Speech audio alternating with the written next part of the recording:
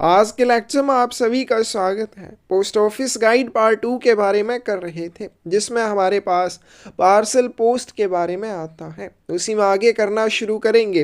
Parcels for delivery free of all charges and fees. एक ऐसा parcel जिसका वितरण सभी प्रभारों और शुल्क से मुक्त किया जाएगा।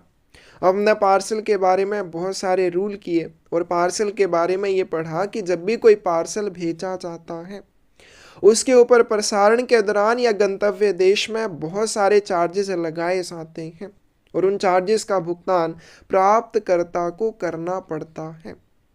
अब जब प्राप्तकर्ता को पार्सल का भुगतान करना पड़ता है, बहुत सारे मामलों में हो सकता है प्राप्तकर्ता उस पार्सल का वितरण ना ले। एक ऑप्शन आती है कि वहाँ पे उस पार्सल का प्रेषक वो सभी चार्जेस जो पार्सल के ऊपर प्रसारण के दौरान लगाए जाएंगे या गंतव्य देश में लगाए जाएंगे, वो सारे चार्जेस का भुगतान प्रेषक के द्वारा पहले ही किया जा सकता है। तो फिर इस तरह से जब पार्सल भेजा जाएगा, प्राप्तकर्ता को उस पार्सल के ऊपर कोई भी चार्जेस नहीं देने होंगे। वो पार्सल प्राप्तकर्ता को फ्री ऑफ चार्ज वितरित किया जाएगा। तो आज की वीडियो में इसी चीज़ के बारे में बात करेंगे और सेक्शन नंबर 6 के बारे में बात करेंगे कि एक ऐसा पार्सल जिसकी delivery free of all charges और फीस होगी, जिसका वितरण सभी प्रभारों और शुल्कों से मुक्त किया जाएगा। रूल नंबर 126 है pre payment of custom duty and other charges. और कस्टम ड्यूटी या अन्य चार्जेस या ऐसे चार्जेस हैं जो प्रसारण के दौरान या गंतव्य देश में एक पार्सल के ऊपर लगाए जाते हैं और मोस्टली इनका भुगतान प्राप्तकर्ता को करना होता है। अब यहाँ पे प्री पेमेंट इन चार्जेस की जा सकती है प्रेषक के द्वारा, ताकि प्राप्तकर्ता को इन चार्जेस का भुगतान ना करना पड़े। Parcels can be addressed to some countries with pre payments for their delivery free of customs and other charges. सीमा शुल्क और अन्य शुल्कों से मुक्त वितरण के लिए पूरा भुगतान के साथ कुछ देशों को पार्सल भेजे जा सकते हैं। कुछ देशों को भेजे जाने वाले पार्सल्स के लिए कस्टम ड्यूटी और अदर चार्जेस की प्री पेमेंट उस पार्सल के प्रेषक द्वारा की जा सकती है। This system is known internationally as the franc de droits. बहुत इंपॉर्टेंट है। अंतर्राष्ट्रीय स्तर पर इस सेवा को क्या कहा जाता है? फ्रांक डी ड्रोइट्स कहा जाता है। फ्री ऑफ चार्जेस जिसका अर्थ हो जाएगा the prepayment is intended to cover custom duty, custom clearance fees, delivery charges if any, and any other charges which might become payable by the addressee, including the special fees prescribed in country of destination for this special service at the time of delivery। अब इसमें जो pre payment की जाएगी, क्या हो जाएगा? एक parcel भेजना है, जिस व्यक्ति ने भेजना है उस पार्सल के ऊपर लगने वाले सभी चार्जेस का भुगतान उस व्यक्ति के द्वारा किया जा रहा है, ताकि उस पार्सल के प्राप्तकर्ता को चार्जेस का भुगतान ना करना पड़े। तो जो चार्जेस का पूरा भुगतान किया जाएगा, चार्जेस की प्री पेमेंट की जाएगी, उस प्री पेमेंट में कौन कौन से चार्जेस को कवर किया जाएगा? प्री पेमेंट में कस्टम ड्यूटी कवर हो जाएगी, कस्टम क्लियरेंस फीस कवर हो जाएगी, डिलीवरी चार्जेस को कवर किया जाता है और इसके अलावा अन्य कोई चार्जेस जो प्राप्तकर्ता को देने होते हैं उनका भी पूरा भुगतान प्रेषक के द्वारा किया जाएगा। अब ये जो सर्विस है फ्रैंक डी ड्रोइट्स या फ्री ऑफ चार्जेस वाली सर्विस है, इस सेवा के लिए भी चार्जेस लगते हैं। विशेष शुल्क इस सेवा के लिए लिया जाता है और उस स्पेशल फीस का भुगतान भी किसके द्वारा? प्रेषक के द्वारा किया जाता है। तो वो सारे चार्जेस जो वितरण के समय प्राप्तकर्ता को देने थे, प्रेषक ये चाहता है उसको ना देने पड़े, तो उन सारे चार्जेस का पूरा भुगतान प्रेषक के द्वारा किया जाएगा और प्रेषक के द्वारा किए गए पूरा भुगतान में ये सारे चार्जेस कवर हो जाएंगे। इसके अलावा जैसे रीपैकिंग चार्जेस है, वेयरहाउसिंग चार्जेस है, वो चार्जेस भी इसमें कवर हो जाते हैं। Such parcels will be delivered to addressee without collection from him of any charges। और ऐसे पार्सल का वितरण प्राप्तकर्ता को बिना किसी शुल्क के किया जाएगा, यानी कि वितरण के समय प्राप्तकर्ता को किसी भी तरह के चार्जेस देने की ज़रूरत नहीं होगी। सभी चार्जेस का पूरा भुगतान प्रेषक के द्वारा किया जाएगा। तो इस सर्विस को इंटरनेशनली क्या कहा जाता है? फ्रैंक डी ड्रोइट्स कहा जाता है, जिसका अर्थ हो जाएगा फ्री ऑफ चार्जेस, सभी शुल्कों से मुक्त parcel. The sender of a parcel posted under this service is required to deposit an amount expected to cover these charges. अब इस सेवा के तहत जब पार्सल भेजा जाएगा, उस पार्सल भेजने वाले के या उस पार्सल के प्रेषक को क्या करना होगा? एक अमाउंट डिपॉजिट करनी होगी। कितनी अमाउंट डिपॉजिट करनी होगी? उन सभी चार्जेस को जिनकी प्री पेमेंट करनी है, उन सभी चार्जेस को कवर करने के लिए जो फीस लगेगी वो फीस उसको जमा करनी होगी। जैसे मान लीजिए कस्टम चार्जेस लगने हैं, कस्टम क्लियरेंस फीस लगनी है, वेयरहाउसिंग चार्जेस लगने हैं, डिलीवरी फीस लगनी है, या फ्रैंक डीडोइट्स सेवा के लिए जो स्पेशल फीस लगनी है, ये सारे चार्जेस का पूरा भुगतान प्रेषक के द्वारा किया जाएगा ताकि प्राप्तकर्ता को पार्सल मुफ्त में वितरण किया जाए। जब इस सर्विस के तहत पार्सल भेजा जाता है तो उस पार्सल के प्रेषक को एक अमाउंट डिपॉजिट करनी होती है। जो अमाउंट कैसी होती है? अपेक्षित राशि जमा करनी होगी जो सभी शुल्कों को कवर कर सके, कि जितने भी चार्जेस पार्सल के ऊपर लगेंगे उन सभी चार्जेस को वो राशि कवर कर सके। ऐसी एक्सपेक्टेड अमाउंट प्रेषक को जमा करनी होगी। Normally, the amount will be 75% of the declared value of the contents of the parcel, subject to a minimum of 25 rupees. और इस सेवा के तहत अमाउंट जो एक्सपेक्टेड अमाउंट प्रेषक के द्वारा जमा की जाएगी वो कितनी होगी? तो नॉर्मली वो जो अमाउंट होती है उस पार्सल के अंदर भेजी जाने वाली सामग्री का 75% और कम से कम 25 रुपीज़ होगी। यानी कि अगर आपने पार्सल में 100 रुपये का सामान भेजा है तो सभी चार्जेस को कवर करने वाली अमाउंट जो प्रेषक के द्वारा जमा की जाएगी वो कम से कम कितनी होनी चाहिए? अगर 100 रुपीज़ का सामान आप पार्सल में भेज रहे हैं तो 75% नॉर्मली यानी कि 75 रुपये आपको जमा करने होंगे। The service has an option to deposit a larger sum if he so desires. अगर प्रेषक चाहता है तो 75 रुपीज़ से ज़्यादा राशि भी जमा कर सकता है, लेकिन नॉर्मली जो भी सामग्री पार्सल में भेजी जा रही है उसका 75% जमा किया जाता है जो सभी चार्जेस को कवर करेगा। The sender is required to sign a declaration or form of undertaking to the effect that he will pay any sum over and above the amount of the deposit that may be found to be due when the total charges actually levied on the parcel in country of destination have been ascertained. फिर इसके अलावा जब इस system के तहत या इस service के अंडर एक पार्सल भेजा जाएगा, पार्सल भेजने वाले को या पार्सल के प्रेषक को एक डिक्लेरेशन के ऊपर या फिर फॉर्म ऑफ अंडरटेकिंग वचन पत्र के ऊपर हस्ताक्षर करने होंगे। क्यों हस्ताक्षर करने होंगे?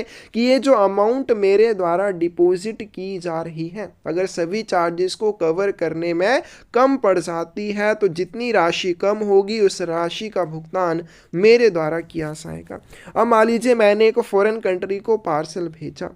जब मैंने पार्सल भेजा तो मैं ये चाहता हूं कि उस पार्सल के प्राप्तकर्ता को चार्जेस का भुगतान ना करना पड़े, सभी चार्जेस की प्री पेमेंट मेरे द्वारा की जाएगी। इस सेवा को फ्रैंक डीडोइट्स कहा जाएगा। तो फ्रैंक डीडोइट्स के तहत जब पार्सल भेजूंगा मुझे क्या करना होगा?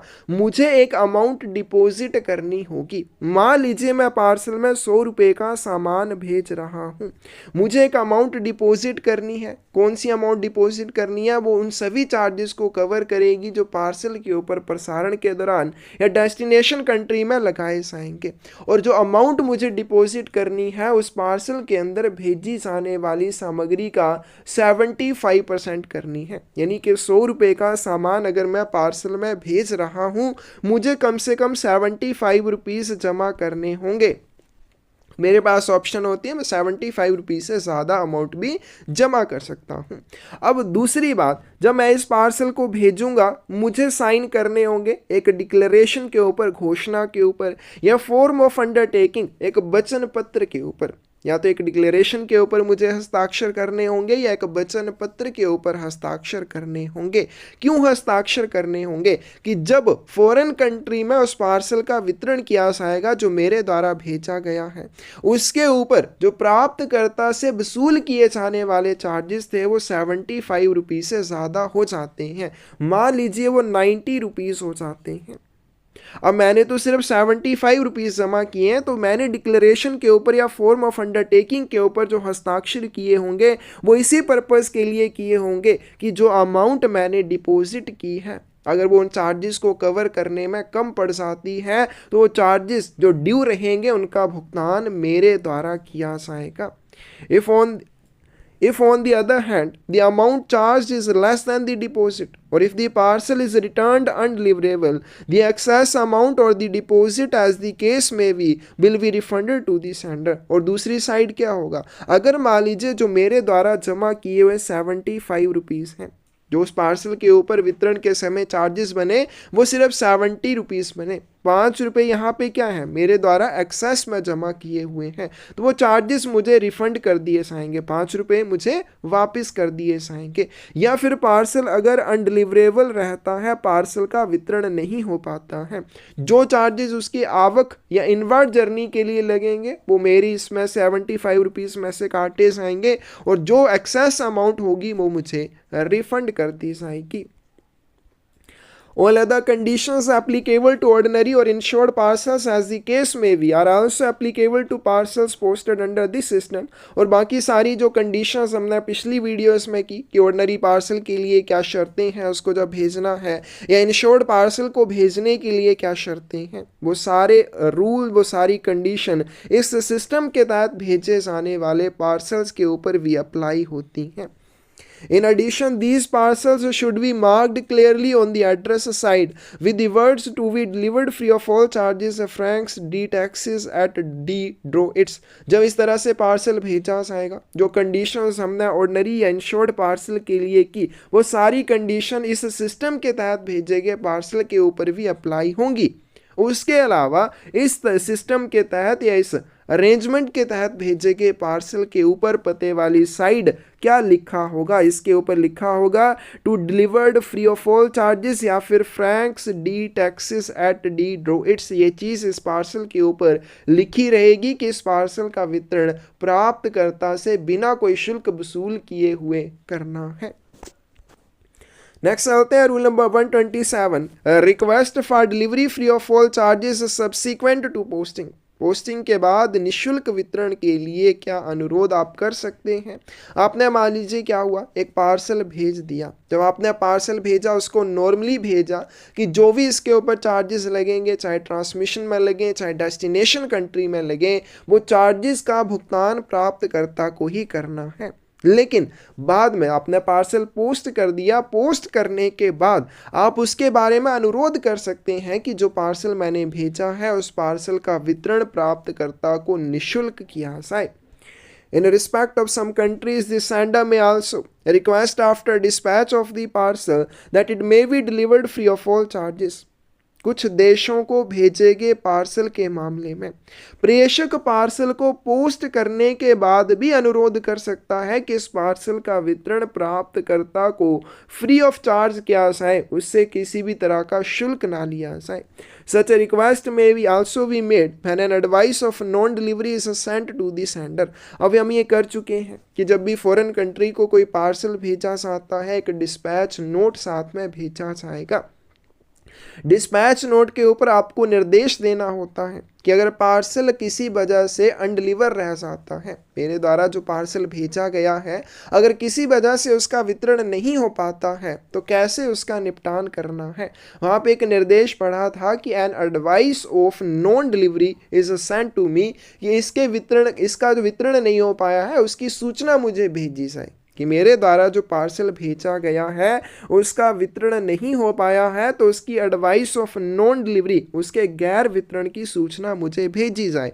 तो इस तरह का अनुरोध कि इस पार्सल का वितरण फ्री ऑफ चार्ज करना है, इस तरह का अनुरोध तब भी किया जा सकता है जब उस पार्सल के प्रेषक के पास एडवाइस ऑफ नॉन डिलीवरी आती है।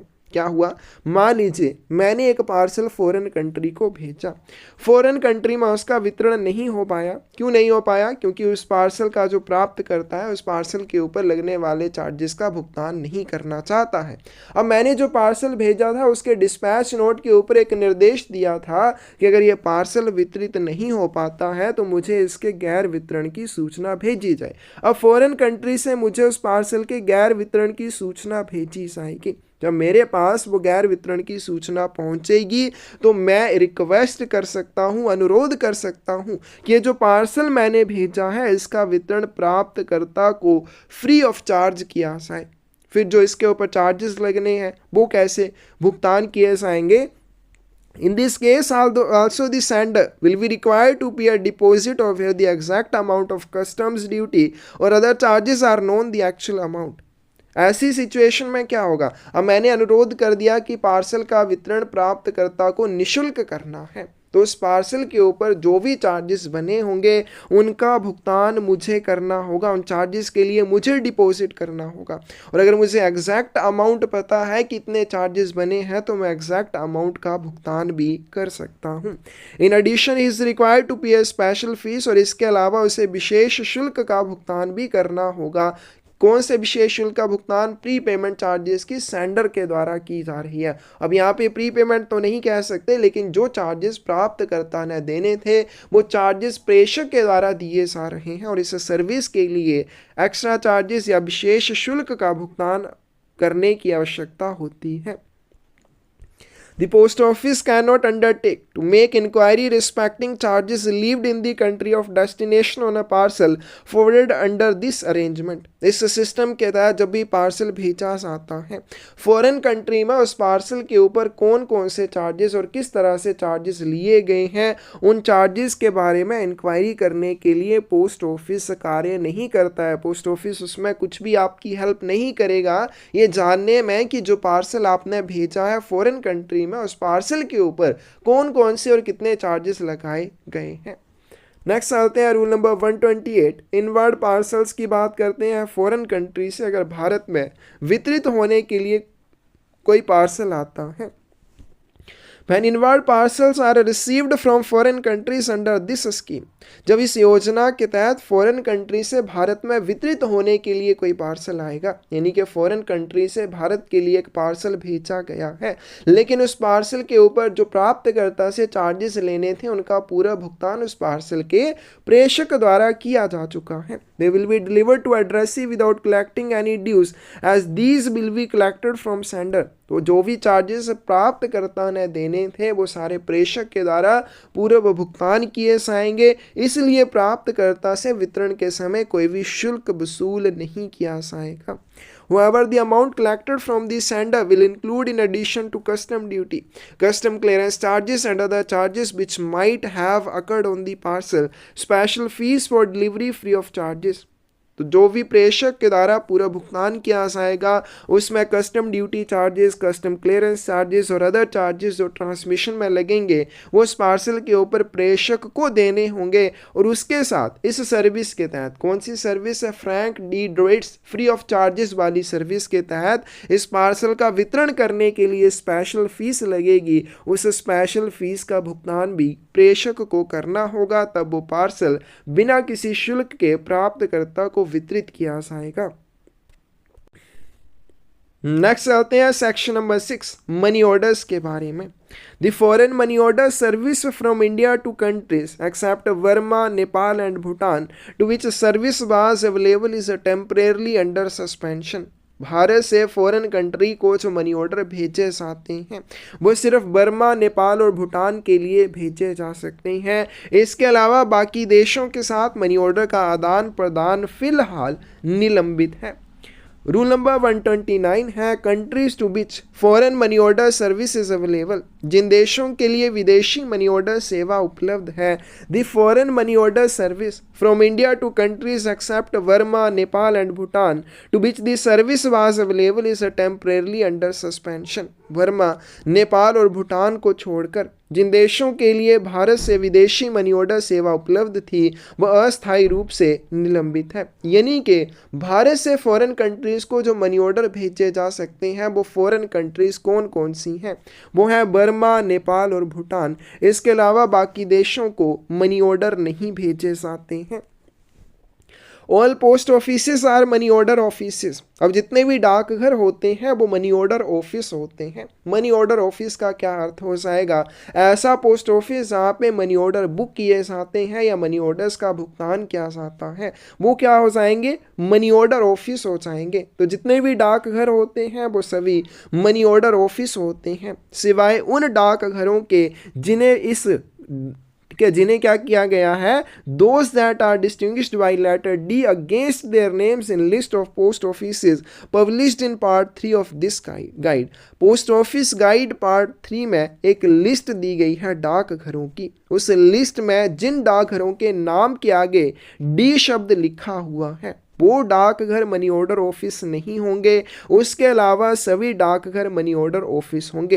And all these money order offices are authorised to issue and pay money orders payable in और received from countries refer to above. और ये जो मनी ऑर्डर ऑफिस होते हैं फॉरेन कंट्रीज से आने वाले मनी ऑर्डर्स का भुगतान कर सकते हैं या फॉरेन कंट्रीज को मनी ऑर्डर भी भेज सकते हैं। कौन सी फॉरेन कंट्रीज? बर्मा, नेपाल और भूटान। रूल नंबर 130 है currency and limit of amount of foreign money order. अब फॉरेन मनी ऑर्डर जो आपने भेजना है उसकी करेंसी क्या रहेगी और लिमिट क्या रहेगी? Money order expressed in the currency that has been indicated as currency of exchange may be drawn on those countries in that currency. अब यहाँ पे लिस्ट तो हमारे पास डाकघरों की नहीं है, ना ही हमें लिस्ट करनी है, लेकिन इस लिस्ट में ये जो पोस्ट ऑफिस गाइड पार्ट 3 में एक लिस्ट दी गई है डाकघरों की। इस लिस्ट में डाकघरों के सामने बताया गया है कि अगर आपने इस कंट्री को मनी ऑर्डर भेजना है तो उस मनी ऑर्डर की जो करेंसी है वो कौन सी करेंसी में एक्सप्रेस की जानी है, या उसकी जो राशि है कौन सी करेंसी में उसको एक्सप्रेस किया जाएगा। तो उसी करेंसी में आपने उस मनी ऑर्डर को एक्सप्रेस करके भेजना होता है। रूल नंबर 131 है journal applicability of inland rules. अंतर्देशीय नियमों को सामान्य रूप से लागू करना। तो जैसे हमने अंतर्देशीय डाक में पढ़ा था कि मनी ऑर्डर्स का भुगतान कैसे किया जाएगा, वो सारी कंडीशंस आपके उन मनी ऑर्डर्स के ऊपर भी लागू होती हैं जो फॉरेन कंट्रीज को भेजे जाते हैं। नेक्स्ट चलते हैं rule number 132 money orders how to obtain. Money order कैसे प्राप्त किया जाएगा? The ordinary inland money order form MO8 should be used in case of money orders for Bhutan, Burma and Nepal। अगर आपने मनी ऑर्डर भूटान, बर्मा या नेपाल के लिए भेजना है, इन देशों को जब मनी ऑर्डर भेजा जाएगा, मनी ऑर्डर भेजने के लिए ordinary inland money order form का यूज़ किया जाएगा। कौन से मनी ऑर्डर फॉर्म का यूज़ किया जाएगा? साधारण अंतर्देशीय मनी ऑर्डर फॉर्म का यूज़ किया जाएगा और इसका फॉर्म नंबर याद रखना है MO8। Special money order form जो कि MO7 और MO9 है विच obtainable from the post offices should be used in case of money orders expressed in rupee and sterling respectively। ऐसे मनी ऑर्डर जिनकी राशि को रुपीस या स्टर्लिंग करेंसी में एक्सप्रेस किया जाना हो, उन मनी ऑर्डर्स के मामले में विशेष मनी ऑर्डर फॉर्म्स का यूज़ किया जाता है, यानी कि MO7 और MO8 फॉर्म का यूज़ किया जाएगा। क्या जब भी आपने भूटान, बर्मा या नेपाल को मनी ऑर्डर भेजना है, ordinary inland money order form का यूज़ किया जाएगा जो MO8 के ऊपर बनाया जाता है। जब भी मनी ऑर्डर की करेंसी को रुपी या स्टर्लिंग करेंसी में एक्सप्रेस करना हो, स्पेशल मनी ऑर्डर फॉर्म का यूज़ किया जाएगा, MO7 या MO9 का यूज़ किया जाएगा। All the entries in money order form should be legibly filled in ink by remitter, who should add his signature or thumb impression at the foot of the form। Money order form के ऊपर जितनी भी प्रविष्टियां की जाएंगी प्रेषक के द्वारा की जाएंगी। मनी ऑर्डर भेजने वाले व्यक्ति के द्वारा मनी ऑर्डर में सभी प्रविष्टियों को स्पष्ट रूप से स्याही से भरा जाना चाहिए और फिर उसे क्या करना चाहिए? मनी ऑर्डर फॉर्म के नीचे उसको थंब इम्प्रेशन या अपने सिग्नेचर करने होंगे। और फॉर्म विदाउट सिग्नेचर और thumb impression will not be accepted.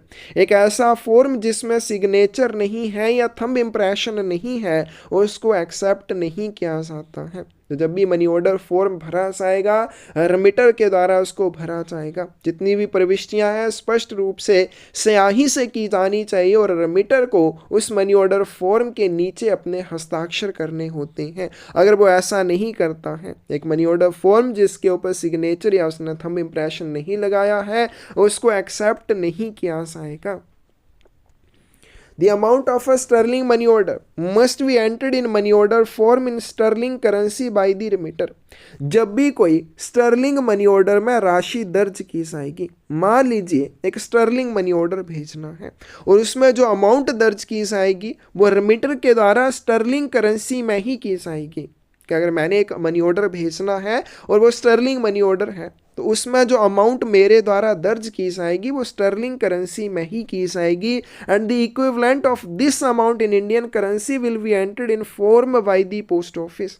और इस स्टर्लिंग अमाउंट के बराबर राशि पोस्ट ऑफिस के द्वारा उस मनी ऑर्डर के ऊपर दर्ज की जाएगी। जब भी कोई स्टर्लिंग मनी ऑर्डर भेजना होता है, उस मनी ऑर्डर को भेजने वाले व्यक्ति के द्वारा उस अमाउंट को, जो मनी ऑर्डर की अमाउंट होगी, उस अमाउंट को स्टर्लिंग करेंसी में मनी ऑर्डर के ऊपर दर्ज किया जाएगा। और फिर जब पोस्ट ऑफिस में उस मनी ऑर्डर फॉर्म को लाया जाएगा, स्टर्लिंग करेंसी के बराबर राशि पोस्ट ऑफिस के द्वारा उस मनी ऑर्डर फॉर्म के ऊपर दर्ज की जाएगी। If the country of destination has a different currency, the sterling amount would be converted by it into local currency for the purpose of payment। यदि गंतव्य देश की एक अलग मुद्रा है तो भुगतान के देश से स्टर्लिंग राशि को स्थानीय मुद्रा में कन्वर्ट किया जाता है ताकि उसकी पेमेंट की जा सके। The amount of sterling money orders should not include a fraction of penny। जब भी स्टर्लिंग मनी ऑर्डर भेजा जाएगा तो उसमें फ्रैक्शन नहीं होनी चाहिए, यानी कि उसमें पैसे का अंश नहीं होना चाहिए। जो भी अमाउंट होगी वो फुल अमाउंट होनी चाहिए। जैसे हम अगर इंडियन करेंसी की बात करें, 1 रुपया, 2 रुपये, इस तरह से राशि होनी चाहिए। 1 रुपये 50 पैसे, 1 रुपये 25 पैसे, इस तरह की राशि आपने नहीं भेजनी है। The money order form duly filled in must be presented with the amount of money order and commission at the post office counter during the prescribed hours। फिर सारी जो आपने मनी ऑर्डर फॉर्म भर दिया, मनी ऑर्डर फॉर्म के नीचे हस्ताक्षर कर दिए या अंगूठे का निशान लगा दिया, सारी कंडीशंस फुलफिल कर दी, उसके बाद विधिवत तरीके से भरे हुए मनी ऑर्डर फॉर्म को उसकी अमाउंट और कमीशन के साथ डाक घर के काउंटर पर निर्धारित घंटों के दौरान प्रस्तुत किया जाना चाहिए। In the case of money orders drawn on any country outside the sterling area, a remitter must declare the purpose of remittance at the foot of the money order form। Sterling क्षेत्र के बाहर अगर किसी भी money order का भुगतान किया जाना है, रेमिटर के द्वारा उस राशि को भेजने का उद्देश्य भी मनी ऑर्डर फॉर्म के ऊपर दर्ज किया जाना चाहिए। रूल नंबर 133 है full particulars of remitter and पेई on money order form. Money order form पर प्राप्तकर्ता और प्रेषक के ब्यौरे। The remitter should furnish his full name, title or designation and complete address in the money order form so as to facilitate his easy identification। जब भी money order form भरा जाएगा, उस मनी ऑर्डर के प्रेषक द्वारा अपना नाम, अपना टाइटल, अपना डेजिग्नेशन और पूरा पता उस मनी ऑर्डर फॉर्म के ऊपर भरा जाएगा। इस तरह से भरा जाना चाहिए ताकि प्रेषक की पहचान आसानी से की जा सके। अब ये तो उस मनी ऑर्डर भेजने वाले व्यक्ति के बारे में बात हो जाएगी। फिर उस मनी ऑर्डर को किसके लिए भेजा जा रहा है। The name of payee should be complete and contain all particulars necessary for identifying him easily। फिर प्रेषक के द्वारा उस मनी ऑर्डर के प्राप्तकर्ता का नाम और पता बिल्कुल कंप्लीट और इसमें सभी नेसेसरी पर्टिकुलर होने चाहिए जिनसे उसके प्राप्तकर्ता की आसानी से पहचान की जा सके। यानी कि जब मनी ऑर्डर प्रेषक के द्वारा मनी ऑर्डर फॉर्म भरा जाएगा, प्रेषक के द्वारा अपना नाम, टाइटल, डेजिग्नेशन और कंप्लीट एड्रेस उसके ऊपर लिखा जाएगा ताकि प्रेषक की आसानी से पहचान हो सके। उसके बाद उसने उस मनी ऑर्डर के प्राप्तकर्ता का नाम और पता भी दर्ज करना है। सभी पर्टिकुलर उस एड्रेस में होने चाहिए ताकि उसके प्राप्तकर्ता की भी आसानी से पहचान की जा सके। इफ द पेई बी अ फर्म और company, the usual designation of the firm और कंपनी विल सफिशिएंट। यदि प्राप्तकर्ता एक फर्म या कंपनी है तो फर्म या कंपनी का सामान्य पद नाम पर्याप्त होगा।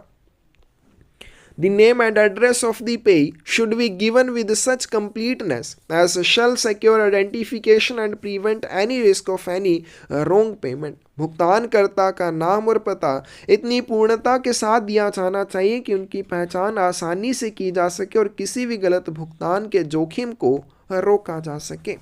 नेक्स्ट चलते हैं rule number 134। Intimation regarding address required to be sent by remitter to payee. प्रेषक द्वारा प्राप्तकर्ता को भेजी जाने वाली पते से संबंधित सूचना। जिस व्यक्ति ने मनी ऑर्डर भेजा है, जिस व्यक्ति के लिए मनी ऑर्डर भेजा है, इन दोनों के बीच में एक चीज़ को एक्सचेंज किया जाएगा। क्या होगा? जिस व्यक्ति ने मनी ऑर्डर भेजा है यानी कि उस मनी ऑर्डर के प्रेषक के द्वारा मनी ऑर्डर के प्राप्तकर्ता को कोई जानकारी दी जाएगी। It will be necessary for the remitter of a foreign money order to write to payee informing him of his name as entered in the order. विदेशी मनी ऑर्डर भेजने वाले व्यक्ति को यह आवश्यक होगा कि वो उस मनी ऑर्डर के प्राप्तकर्ता को इन्फॉर्म करे कि उस मनी ऑर्डर में उसने प्राप्तकर्ता का नाम क्या दर्ज किया है। द पेई will receive the money order direct from the head money order office और द कंट्री ऑफ पेमेंट। प्राप्तकर्ता मनी ऑर्डर सीधे मुख्यालय धनादेश कार्यालय या फिर भुगतान के देश से प्राप्त कर सकता है। रूल नंबर 135 है booking of foreign money order at branch post office. शाखा डाकघर में विदेशी मनी ऑर्डर की booking. If the post office at which the application is made for a foreign money order, जिस कार्यालय में आप विदेशी मनी ऑर्डर के लिए एप्लीकेशन कर रहे हैं, यानी कि जिस डाकघर से आपने मनी ऑर्डर भेजना है फॉरेन कंट्री के लिए, वो डाकघर शाखा डाकघर है। It will be necessary for it to forward the money order form filled up by remitter to its account office for examination. तो आपने क्या करना है? मनी ऑर्डर फॉर्म भरना है। भरने के बाद ब्रांच ऑफिस में दे देना है। ब्रांच ऑफिस की यह जिम्मेदारी बनेगी कि उस मनी ऑर्डर फॉर्म को जांच के लिए अपने अकाउंट ऑफिस को भेज दे।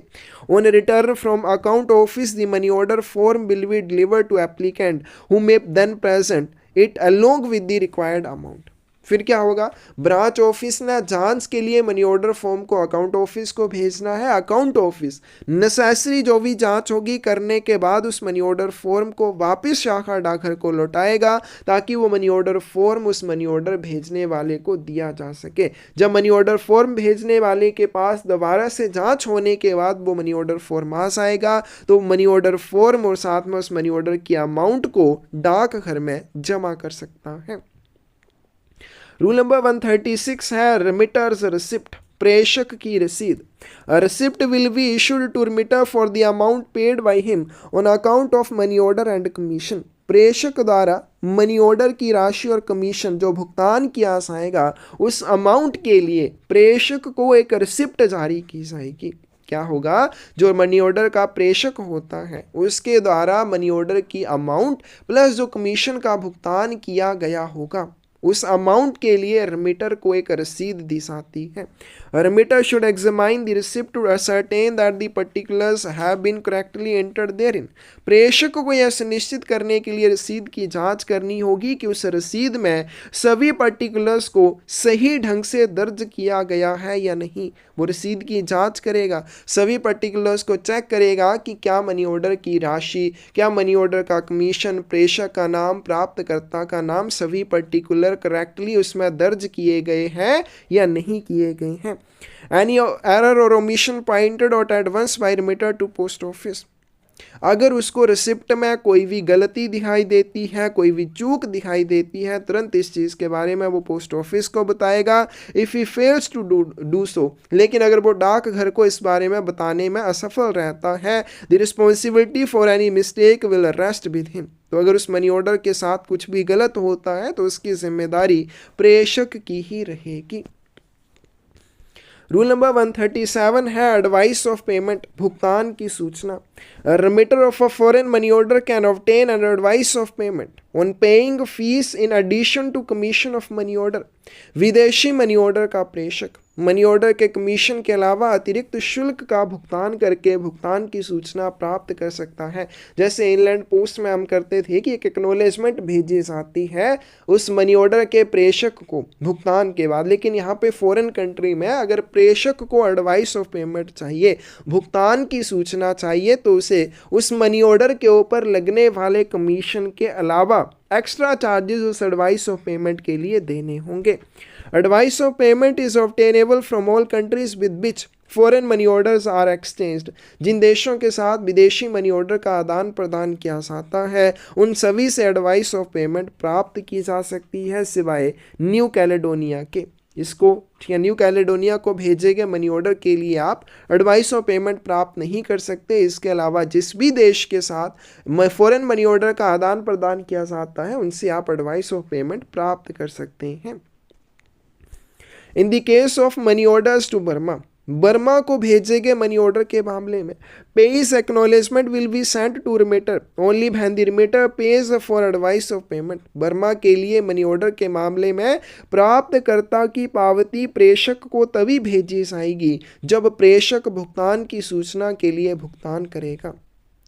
क्या होगा, अगर बर्मा को मनी ऑर्डर भेजा गया है और प्रेषक एडवाइस ऑफ पेमेंट चाहता है तो उसे एडवाइस ऑफ पेमेंट के लिए चार्जेस का भुगतान करना होगा। कितना? उसे अगर पेज एक्नॉलेजमेंट चाहिए तो उसे उतने ही चार्जेस का भुगतान करना होगा जितने एडवाइस ऑफ पेमेंट के लिए लगते हैं। When the remitter of a foreign money order in respect of which advice of payment is not available, अब मान लीजिए एक फॉरेन मनी ऑर्डर है, उसके मामले में एडवाइस ऑफ पेमेंट उपलब्ध नहीं है। आप ऐसे देश को मनी ऑर्डर भेज रहे हैं जहां से आपको एडवाइस ऑफ पेमेंट प्राप्त नहीं हो सकती, या फिर has not been paid for at the time of issue of money order. जब मनी ऑर्डर जारी किया उस मनी ऑर्डर को जारी करते समय एडवाइस ऑफ पेमेंट के लिए आपने भुगतान नहीं किया।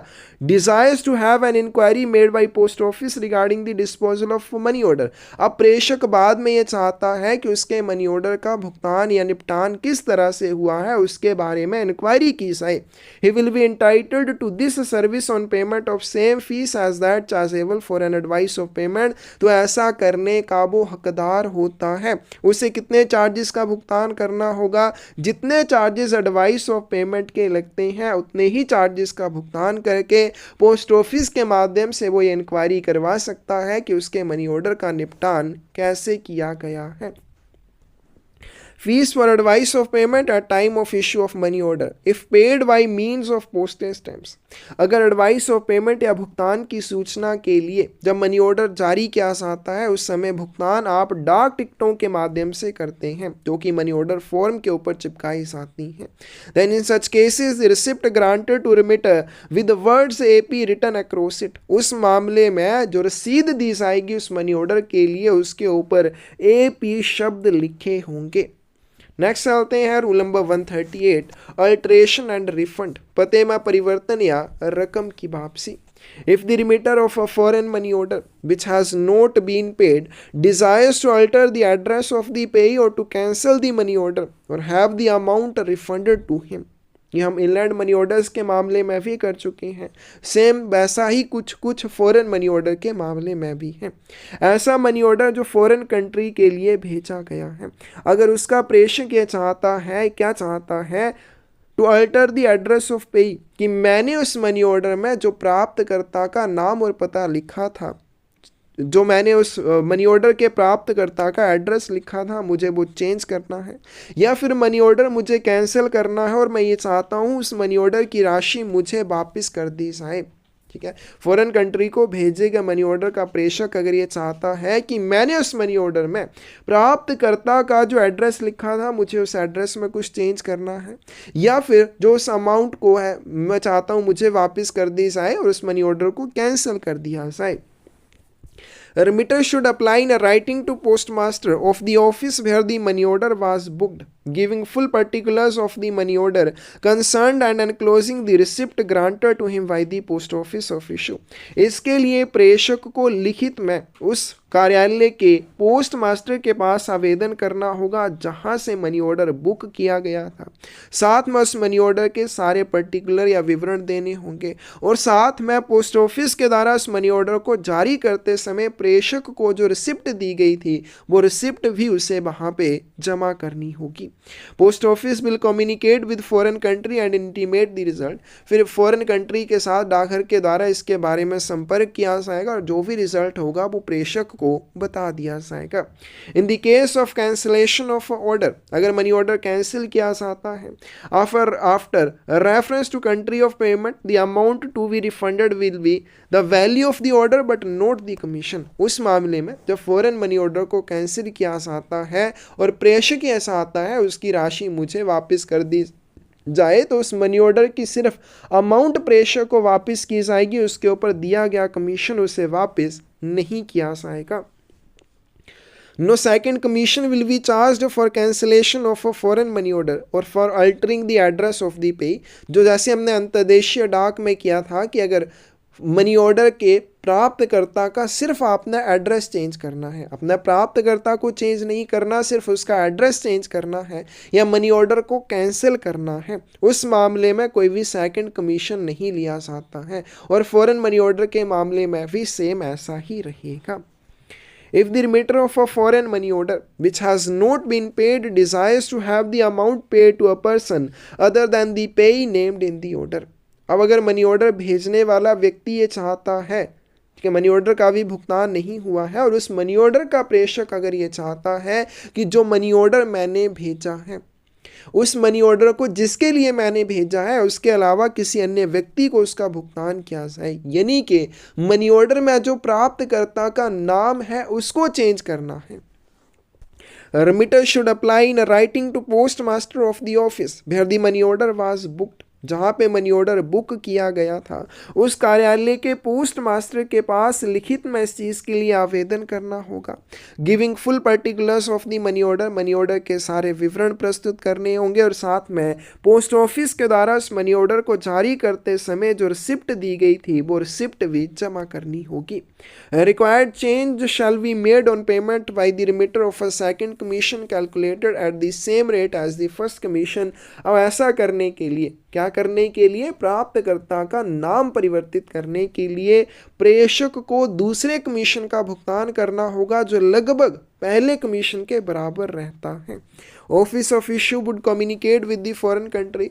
मनी ऑर्डर जारी करने वाले कार्यालय के पास जब इस तरह का आवेदन आएगा फॉरेन कंट्री के साथ वो कम्युनिकेट करेगा, संपर्क करेगा और इंटीमेट करेगा प्रेषक को कि उसके मनी ऑर्डर के साथ क्या हुआ है। नेक्स्ट चलते हैं rule number 139, payment of money orders in abroad. विदेश में मनी ऑर्डर का भुगतान कैसे किया जाएगा। Foreign money orders issued in India are paid in the currency of the country of destination। गंतव्य देश की मुद्रा में ही गंतव्य देश में मनी ऑर्डर का भुगतान किया जाएगा। कोई फॉरेन मनी ऑर्डर जिसे भारत से जारी किया जाता है फॉरेन कंट्री में उस मनी ऑर्डर का भुगतान किस करेंसी में किया जाएगा, कंट्री ऑफ डेस्टिनेशन की जो भी करेंसी होगी उसी करेंसी में उस मनी ऑर्डर का भुगतान किया जाएगा। Payment of money orders is subject to the regulations of the country of payment. भुगतान करने वाले देश के नियमों के अधीन मनी ऑर्डर की पेमेंट या भुगतान किया जाता है। In case of money orders for countries to which the route lies through another country a deduction is made by the intermediate country from the amount of the money order as payment for the services rendered and only the balance is paid to the payee। अब यहाँ पे ये बताया गया है कि मान लीजिए भारत से आप किसी अन्य देश के लिए एक मनी ऑर्डर भेजते हैं, बीच में जो भी देश आते हैं, अब आपने मनी ऑर्डर भेजा, हो सकता है डायरेक्टली वो दूसरे देश में ना पहुँचे, उस देश में पहुँचने के लिए रास्ता अन्य देशों से होकर गुजरता है। जब आप मनी ऑर्डर भेजेंगे किसी ऐसे देश के लिए जिस देश का रास्ता अन्य देशों के रास्ते से होकर गुजरता है, तो ये जो मध्यवर्ती देश होते हैं उस मनी ऑर्डर के लिए जो सर्विसेज प्रोवाइड करेंगे उन सर्विसेज के लिए उस मनी ऑर्डर की अमाउंट में से राशि को डिडक्ट कर लेंगे। जैसे आपने 100 रुपये भेजा मनी ऑर्डर का, तो जब ये दूसरे देश के द्वारा इसको सर्विस प्रदान की जाएगी तो हो सकता है अपनी सर्विसेज के लिए 10 रुपये काट लें, फिर अगले देश में 90 रुपीज़ पहुँचे ये भी 10 रुपये काट लें। इस तरह से फाइनल जो भी अमाउंट बच जाती है वो गंतव्य देश में प्राप्तकर्ता को दी जाती है। रूल नंबर 140 है non payable money orders, money order जिनकी अदायगी नहीं की जा सके। If a money order is returned by foreign country of payment as not payable, the value of the money order as actually paid in Indian currency at the time of issue but not the commission will be refunded to remitter। यदि भुगतान के देश द्वारा एक money order को वापस लौटाया जाता है जिसका भुगतान नहीं हो सकता, तो उस मनी ऑर्डर की राशि प्रेषक को वापस कर दी जाएगी, लेकिन उसके ऊपर दिया गया कमीशन कभी वापस नहीं किया जाता और अमाउंट प्रेषक को इंडियन करेंसी में वापस की जाएगी। नेक्स्ट चलते हैं rule number 141, payment of money orders from foreign countries. अगर फॉरेन कंट्री से भारत में वितरित होने के लिए कोई मनी ऑर्डर आएगा, money orders received from foreign countries for payment in India will be prepared by office of exchange concerned. अगर फॉरेन कंट्री से भारत में वितरित होने के लिए कोई मनी ऑर्डर आता है, उस मनी ऑर्डर को किसके द्वारा प्रिपेयर किया जाता है? संबंधित ऑफिस ऑफ एक्सचेंज के द्वारा उस मनी ऑर्डर को प्रिपेयर किया जाता है। Amount of the order being converted into Indian currency at rate of exchange notified from time to time and sent to office of payment.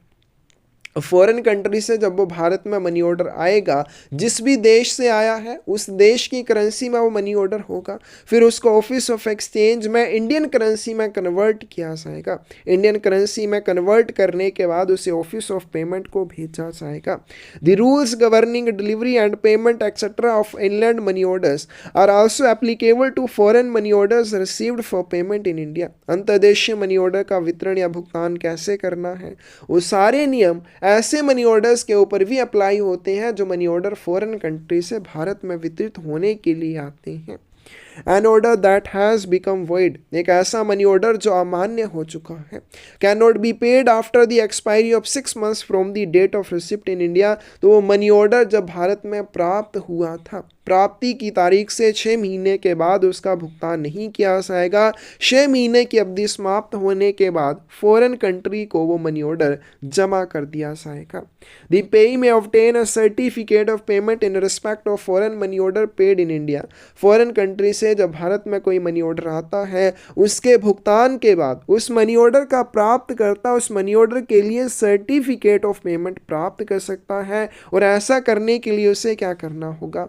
For this, he should apply in a writing to postmaster of the office of payment concerned, giving full particulars of the money order concerned and subject to the payment of fees। तो इसके लिए उसे office of payment या भुगतान करने वाले कार्यालय के पोस्ट मास्टर के पास लिखित में आवेदन करना होगा। संबंधित मनी ऑर्डर के सारे पर्टिकुलर देने होंगे और साथ में इसके लिए निर्धारित शुल्क का भुगतान करना होगा। The fees is payable in shape of postage stamps affixed to the application. और इस शुल्क का भुगतान एप्लीकेशन के ऊपर, एप्लीकेशन फॉर्म के ऊपर डाक टिकट चिपकाकर किया जा सकता है। नेक्स्ट आते हैं rule number 142, conversion of foreign currency into Indian currency. जब फॉरेन कंट्री से भारत में कोई वितरित होने के लिए मनी ऑर्डर आएगा, फॉरेन करेंसी को भारतीय करेंसी में कैसे कन्वर्ट किया जाएगा? Conversion of amount expressed in the foreign currency indicated in money order both inward and outward is done at a rate fixed by the government of India from time to time. Money order में दर्शाई गई विदेशी मुद्रा में व्यक्त राशि का आवक और जावक दोनों प्रकार से रूपांतरण भारत सरकार द्वारा समय समय पर निर्धारित दर के अनुसार किया जाता है।